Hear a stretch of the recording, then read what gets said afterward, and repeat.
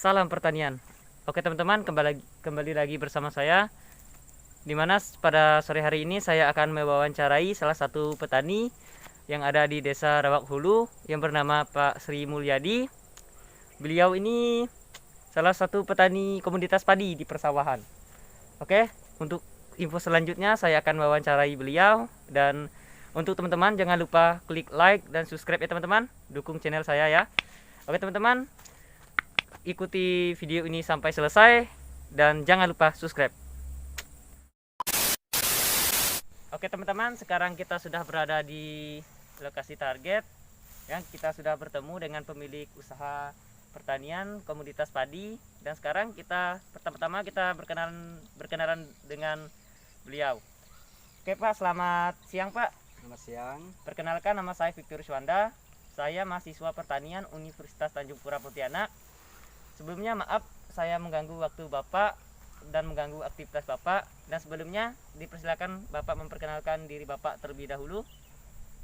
Oke, terima kasih. Nama saya Pak Sriyadi dari Desa Rawhulu. Desa Rawhulu, Amparan Bahagia 1.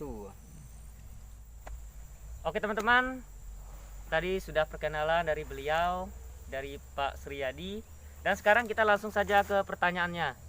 Oke Pak, izinkan saya bertanya Pak tentang seputar komoditas pertanian Bapak ini yang Bapak kelola saat ini.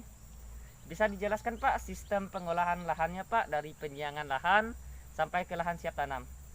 Oke, terima kasih. Kalau untuk penyiangan lahan kami tidak pernah, jarang menggunakan racun, tetapi kami langsung sekali menggunakan sejenis alat hand tractor, langsung kami dibajak sekali ya. Mungkin itu aja yang bisa kami sampaikan. Oke teman-teman, tadi sudah dijelaskan Pak Sriyadi tadi ya tentang sistem pengolahan lahannya. Di sini sistem pengolahan lahannya menggunakan traktor ya Pak ya? Betul, menggunakan betul. traktor ya. Oke. Nah, pakai hand tractor. Ya. Oke Pak, untuk pertanyaan selanjutnya, untuk luas lahan yang khususnya Bapak kelola saat ini untuk komoditas padi ini ada berapa luasnya Pak? Kalau untuk lahan pribadi punya saya sekitar 0,40. Tapi kalau untuk hamparan atau untuk per kelompoknya kurang lebih 25 hektar dengan jumlah anggota 30 orang. Oke teman-teman, tadi sudah dijelaskan oleh Bapak tadi ya, semua luas lahan ini sekitar 25 hektar ya Pak ya? Betul. Oke teman-teman, kita langsung saja ke pertanyaan selanjutnya. Ya Pak, untuk sistem penanamannya ini Pak, apakah ditanam secara langsung atau melalui proses penyemaian Pak? Kalau kami di sini sebagian secara penyemaian dulu. Kalau udah cukup usia baru kita tanam. Sekitar 15 hari lah kita tanam. Oke teman-teman, tadi sudah dijelaskan Pak Sriyadi tadi untuk sistem penanamannya ya. Untuk penanamannya tadi sudah dijelaskan bahwa penanamannya itu tidak secara langsung, yaitu melalui tahap-tahap atau proses penyemaian, yang dimana itu benihnya ditanam di lahan lain atau lahan terbuka lain, Baru dipindah. Baru dipindahkan lagi ya Pak ya, Betul. sekitar 15 hari gitu ya Pak ya. Betul. Oke teman-teman, kita langsung ke pertanyaan selanjutnya. Ya Pak, untuk pembelian bibitnya itu di mana Pak? Harganya dan varietasnya itu Pak? Kalau kami di sini kami beli dari Pontianak sekali, dari BPTP Pontianak, yaitu varietasnya Empari 32. Harganya kalau kami yang kemarin tuh terima harga sini tuh sekitar 11.000 per kilonya. Oh, berarti untuk per kilonya 11.000 gitu ya Pak? 11.000 per kilonya. Oke teman-teman, tadi sudah dijelaskan oleh Pak Sriyadi tadi itu mengenai pemesanan bibit atau benihnya ya, benih. Untuk pemesanan benihnya tadi sudah dipesan langsung di Pontianak ya Pak ya? Betul. Untuk harganya per kilonya 11.000 dengan varietas apa tadi Pak? Empari 32. Oh iya, Empari 32 ya. Itulah teman-teman ya. Itu varietas yang Pak Sriyadi pesan, yaitu khususnya komoditas padi. Oke teman-teman, kita ke pertanyaan selanjutnya. Ini kan tadi sudah melalui proses penyemaian, itu langsung tanam, ya pastikan ada hama-hama gitu kan Pak ya, yang menyerang tanaman gitu Pak.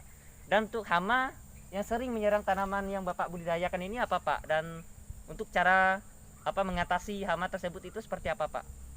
Kalau kami di sini, kalau untuk hama tuh cukup macam lah. Ada kalau ya walang sangit, ulat, seperti waring.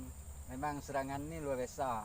Tapi kami biasa menggunakan obat atau nama obat itu inseksida. Yang penting inseksida untuk obatnya. Apakah ini obatnya? Yang penting inseksida, bukannya fungisida tapi inseksida. Itu aja Pak.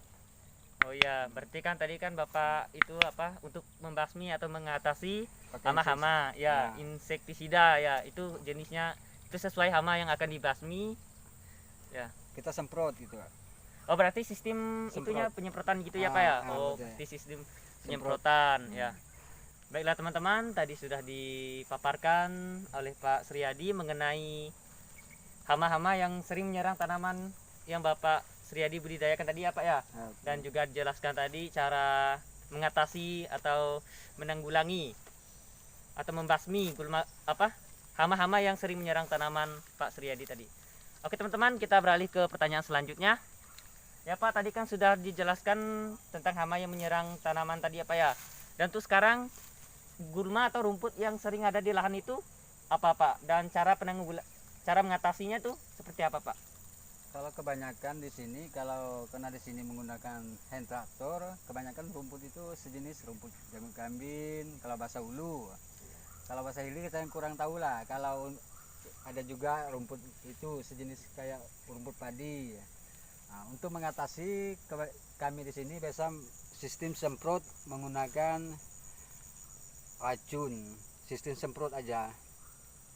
Kalau udah tidak mampu disemprot, baru kita main gurun, pakai gurun tangan. Oh iya Pak, sistem cabut gitu ya Pak ya. Sistem Ya. cabut gitulah. Oke teman-teman, tadi sudah dikatakan Pak atau dijelaskan Pak Suryadi tadi masalah gulma yang sering ada di lahan yang beliau kelola ini ya, yang sering mengganggu tanaman yang beliau budidaya. Itu ada berapa jenis tadi ya? Ada jenggot kambing tadi ya Pak ya? Jagung kambing sama itu rumput padi. Rumput padi sama rumput gandum tadi kalau tidak salah ya Pak ya? Ya, Rumput untuk padi, rumput gandum. cara mengatasinya tadi itu dengan sistem manual, semprot juga tadi ya. Sistem semprot atau kalau tidak mampu pakai manual. Iya, manual sistem cabut atau bahasa daerah sini gurun gitu ya Pak ya. Gurun. Oke. Oke teman-teman, kita langsung ke pertanyaan selanjutnya lagi. Ya Pak, tadi kan sudah dijelaskan apa tadi hama gulma yang mengganggu tanaman yang Bapak budidaya ini. Dan sekarang untuk pemupukannya Pak. Dan untuk jenis pupuk yang sering Bapak gunakan untuk memupuk terkhususnya komoditas padi ini Pak, apa Pak? Dan cara pemupukannya itu seperti apa Pak? Oke. Kalau untuk masalah pemupukan kami di sini biasanya menggunakan yang pupuk dasar, yaitu yang pertama itu menggunakan SP. Setelah 20 hari baru kita menggunakan MPK subsidi. Subsidi ya, itu aja. Oke teman-teman, tadi sudah dijelaskan oleh Pak Suryadi tadi ya Pak mengenai pupuk yang digunakan, yaitu menggunakan pupuk dasar pertama-tamanya ya. Itu tadi pupuk SP ya Pak ya. Iya betul. Setelah 25 hari tadi baru dikasih pupuk apa tadi Pak? Poska subsidi. Ya. Dan itu ya. Itulah teman-teman pupuk yang sering Pak Suryadi gunakan untuk memupuk komoditas padi terkhususnya yang beliau budidayakan. Oke teman-teman, langsung saja kita ke pertanyaan selanjutnya, yaitu mengenai kriteria atau ciri-ciri tanaman yang sudah siap untuk dipanen ya Pak. Dan untuk terkhususnya komoditas padi ini yang Bapak budidayakan ini, untuk kriteria atau ciri-ciri tanaman siap panen itu seperti apa Pak? Kalau kebiasaan kami sini biasanya dari ujung sampai puntu kalau udah kuning atau udah cukup umur kita panen, itu aja, nggak ada kriteria yang lain. Kalau menurut kita udah standar ya kita panen. Baiklah teman-teman, tadi sudah dipaparkan oleh Pak Suryadi tadi ya Pak ya mengenai kriteria atau ciri-ciri tanaman padi terkhususnya yang sudah siap untuk dipanen tadi ya, dari segi buahnya yang sudah menguning atau tangkainya juga ya, seperti yang kita lihat di lapangan ini ya. Oke, untuk selanjutnya kita ke pertanyaan yang selanjutnya. Oke, pertanyaan selanjutnya ya Pak, untuk itu untuk umur tanaman terkhususnya komoditas padi ini dari pertama tanam sampai ke siap panen itu berapa lama kita menunggunya Pak? Kalau di sini biasa sih ada yang 110 hari, ada yang 90 hari, enggak tergantung ya kesuburan padi lah. Kalau punya saya sih biasanya 95 itu udah siap panen. Seperti inilah, nengoknya ini 95 nih, udah siap panen nih. Ya berarti 95 hari gitu ya Ah, Pak ya. oke, Berarti oke. sudah siap panen. Oke teman-teman, tadi sudah dikatakan Pak Suryadi tadi apa ya? Untuk apa? Siap panen. Apa ya, umur tanaman siap panen itu terutama di komoditas padi itu sekitaran berapa tadi Pak? Dari 95 sampai 110 sih kita bisa panen. Ya itu sekitaran 3 bulan gitu ya Pak ya. Ah, sekitar Oke. itulah. Ya, sekitaran 3 bulan dari pertama tanam sampai kesiapan itu sekitar 3 bulanan sudah siap panen. untuk dipanen gitu ya Pak ya. Oke. Itu dengan mempertimbangkan kriteria atau ciri-ciri tanaman itu sendiri secara visualnya gitu ya. Oke, dan untuk pertanyaan selanjutnya Pak, untuk alat-alat yang digunakan untuk pemanenan itu apa Pak? Apa saja? Kalau kita di sini kita menggunakan sabit atau aret. Kita dipanen dengan aret, iya. langsung kita pikul bawa ke mesin perontok. Gitu aja. Oke teman-teman, tadi sudah dijelaskan Pak Suryadi tadi apa ya, itu tentang alat-alat yang digunakan untuk proses pemanenan terutama di komoditas padi ini, yaitu dengan apa tadi Pak? Sistem di aret. Aret tadi ya, dipotong ke batang setengah batang gitu ya Pak ya. Betul betul. Setelah itu dibawa ke mesin Untuk mesin peruntukan padi. padi. Oke. Itu letaknya di pondok itu ya Pak ya? Start dekat pondok Oh, pun dekat atau di pondok. sawah pun boleh. Oh boleh, ya. Bebas Bebas daerah gitu dimana ya. yang enak. Di mana tempat yang strategis gitu lah ya. Ah. Oke. Ya Pak, untuk pertanyaan selanjutnya, untuk itu kan setelah dirontok tadi atau pasca panennya, itu hasil panennya ini dijual atau untuk kebutuhan sehari-hari Pak?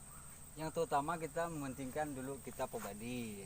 Sebagian untuk makan, yang kedua kita kalau memang peminat ada untuk beli kita jual untuk modal dia kembali ya. Untuk modal seperti penanaman, pengelolaan lahan lagi itu yang kita perlukan juga. Untuk itu penjualannya itu per kilo ya Pak ya? Per kilo. Ya. Kalau Dan untuk per kilonya itu berapa Pak? kalau untuk beras di sini kita jual hanya 10.000. Kalau untuk benih itu per kilonya 7,5. 7.500 per kilo. 7.500 ya, Ya. gitu ya Pak ya per Ah. kilo untuk benihnya gitu ya. Untuk benih kalau kita musim penangkal benih itu kita biasa juga untuk penangkal benih kita ada juga kerjasama dengan perusahaan yaitu PT Tani. Oh ya. Jadi bekerja sama gitu ya Pak ya Ah. dengan PT Tani itu ya Pak. Oke, Tadi, dengan PT ya. Tani. Oke teman-teman, tadi sudah dijelaskan Pak Suryadi tadi ya untuk pasca panennya, yaitu ada dua ya untuk kebutuhan sehari-hari atau untuk makan gitu Pak. Ya, Sebagiannya untuk dijual, itu untuk modal lagi gitu ya, untuk modal untuk pengolahan lahan, untuk penanaman lagi gitu. Untuk penjualannya untuk benih itu per kilo, untuk per kilonya 7.500 tadi ya Pak ya. betul. Oke. Oke teman-teman, tadi sudah dijelaskan Pak Suryadi tadi ya. Oke, untuk pertanyaan selanjutnya, ini Pak menurut Bapak sendiri gitu Pak, apakah pembudidayaan komoditas padi ini menurut Bapak sendiri itu menguntungkan atau merugikan Pak? Kalau menurut saya namanya bertani itu untung rugi lah. Kadang untung, kadang rugi, tapi kalau untuk untungnya untuk makan. Ya. Nah, kalau lebih untung lagi kalau bisa kita jualkan gitu. Itu aja. Untuk pengembalian modal gitu ya Untuk Pak ya. memberikan modal. Ya. Oke, tadi kan sudah apa disampaikan oleh Bapak sendiri tadi ya mengenai untung dan rugi kita tadi ya bertani apa komoditas padi tadi ya, ternyata ada dua seginya gitu ya, bisa menguntungkan dan bisa merugikan juga ya. Palingan itu yang bisa menguntungkan itu kan bisa untuk makanan sehari-hari ataupun bisa dijual, dan dari segi kerugiannya itu bisa gagal panen gitu ya Pak, produksi tidak memenuhi Standar. keinginan ya, standar gitu ya. Hmm. Itu kan tadi dikarenakan beberapa faktor baik dari tanaman itu sendiri ataupun dari lingkungannya. Oke Pak, untuk itu Pak terakhir ini Pak ya Pak ya, pertanyaan terakhir, apa sih Pak masalah-masalah yang Bapak hadapi selama mengelola lahan ini dan membudidayakan terkhususnya komoditas padi ini Pak? Oke, kalau untuk masalah kendala apapun sebetulnya ini kadang terutama yang pertama itu kadang serangan lah hama, yang dua kadang curahan hujan terlalu tinggi bisa juga merugikan ya kami petani ini. Kalau masalah hama sih mungkin bisalah diatasi, tapi kalau udah kebanjiran, nah itu yang agak susah di sini ngaturnya. Itu ya. Oke, tadi kan masalah-masalah yang Bapak hadapi selama mengelola lahan atau memudayakan komoditas padi ini, itu baik serangan hama, itu gulma juga tadi apa ya, dan curahan hujan terlalu tinggi ya teman-teman. Ternyata curahan hujan itu berpengaruh juga ya terhadap Kesuburan padi. kesuburan komoditas padi atau tanaman padinya, karena jika hujannya terlalu lebat atau curahannya terlalu tinggi itu dapat menggenangkan sawahnya dalam istilahnya gitu ya, airnya dalam sawah ini, sehingga menghambat pertumbuhan itu padinya tadi ya. Oke, mungkin itu saja ya. Baiklah teman-teman, akhirnya selesai juga ya perbincangan kita dengan Pak siapa tadi Pak? Suryadi. Ya lupa saya tadi Pak. Oke, Desa lah. ya selesai juga perbincangan kita seputaran pertanian, usaha pertanian yang Bapak tadi budidayakan di desa apa tadi Pak? Desa Rawak Hulu. Oh ya, Desa Rawak Hulu tadi ya. Oke, mungkin di sini saja, sampai sini saja videonya. Maaf jika banyak kesalahan dalam video, dan sampai jumpa dalam video selanjutnya lagi. Pak, kita sama-sama menyebutkan salam pertanian gitu ya Pak ya. Yo. Ini Pak tangannya Pak. Salam pertanian.